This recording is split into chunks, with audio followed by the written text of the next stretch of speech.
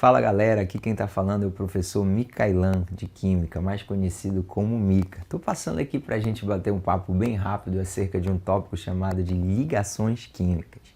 Ligações químicas nada mais são do que as interações entre átomos, sejam átomos que pertencem ao mesmo elemento químico ou a átomos diferentes entre si. E qual é o objetivo que eles têm em comum? É de atingir a estabilidade química. A estabilidade química é ser semelhante a um gás nobre, não que ele vá se converter num gás nobre, mas essa semelhança diz respeito à configuração eletrônica.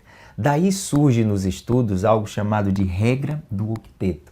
A regra do octeto vai nos dizer que, diferente do hélio, neônio, argônio, criptônio, xenônio e radônio possuem 8 elétrons na camada de valência. Camada de valência, vale relembrar que é a nossa camada mais externa.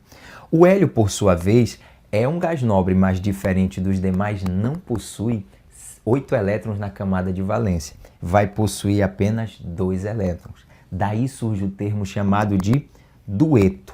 Isso é muito legal porque quando nós observamos hidrogênio, lítio e berílio, eles vão atingir a estabilidade se assemelhando não a esses gases nobres, mas ao gás nobre hélio. Então nós vamos tratar aqui agora 2 exemplos acerca disso que nós estamos conversando. O primeiro exemplo ele fala do sódio. O sódio na sua forma fundamental, também chamada de neutro ou ainda não havendo perda e nem ganho de elétrons, ele vai apresentar a seguinte configuração eletrônica.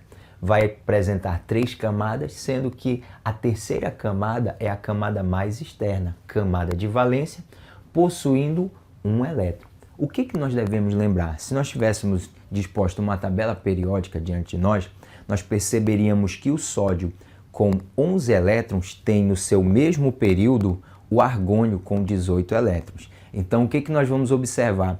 Do sódio até o argônio são 7 elétrons de diferença. Para ele ter a configuração eletrônica semelhante à do argônio, ele teria que galgar 7 elétrons. E nós sabemos que isso envolve muita energia. Mas quando nós observamos o gás nobre do período anterior, tanto no caso aqui do argônio quanto do sódio, é o gás nobre neônio. E a diferença do sódio para o neônio é de apenas 1 elétron. Então nós vamos perceber que espontaneamente para o sódio é muito mais fácil e envolve uma quantidade de energia menor perder 1 elétron. Todo átomo que perde elétrons ele vai se converter num íon que nós chamamos de cátion. No caso do sódio, a perda é de 1 elétron, daí tem um termo técnico chamado de cátion monovalente. Ao perder 1 elétron, o sódio não possui mais agora a terceira camada, sendo a partir de então a sua camada de valência a segunda camada, que é constituída do subnível S2 e P6. Somando-se o total de elétrons, nós vamos ter 8 elétrons. Quando nós observamos a configuração eletrônica do sódio em comparação com a configuração eletrônica do neônio, o que nós vamos perceber é que eles possuem a mesma configuração eletrônica. Logo, o sódio acabou de atingir a estabilidade química. Nós estamos dentro da regra do octeto. Quando nós observamos o caso do flúor, é diferente. Diferente por quê, Mica? Porque, em contrapartida, se comparado com o sódio, o flúor não tem tendência de perder elétrons, mas de receber elétrons. Então vamos raciocinar aqui o seguinte.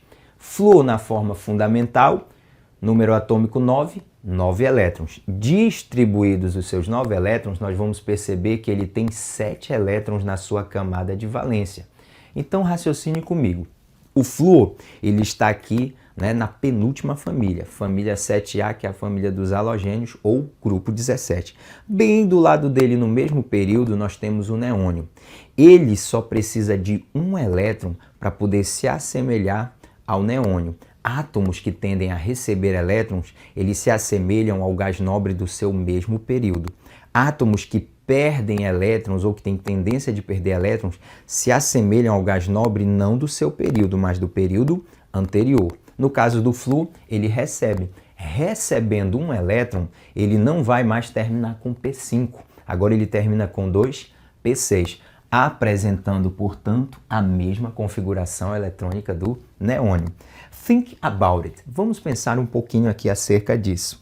Um outro exemplo, né, aqui para nós vermos essa questão da tendência de receber ou de perder elétrons, agora um pouquinho mais visual, seria aqui no caso do potássio. Olha, potássio pertencente à família 1A, todos da família 1A terminam com um elétron, certo?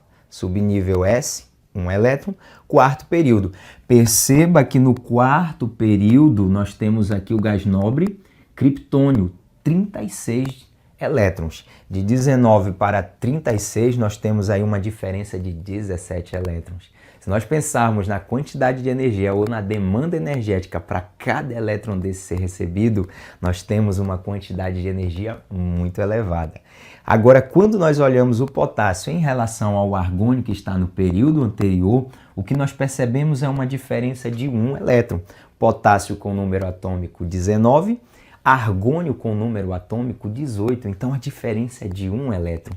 Muito mais conveniente, muito menor, ou a demanda energética menor, é para que o potássio não receba esses 17 elétrons, mas perdendo um elétron se assemelha ao argônio. Então nós vamos perceber assim que o potássio, semelhante ao sódio, também tende a formar um íon, um cátion monovalente.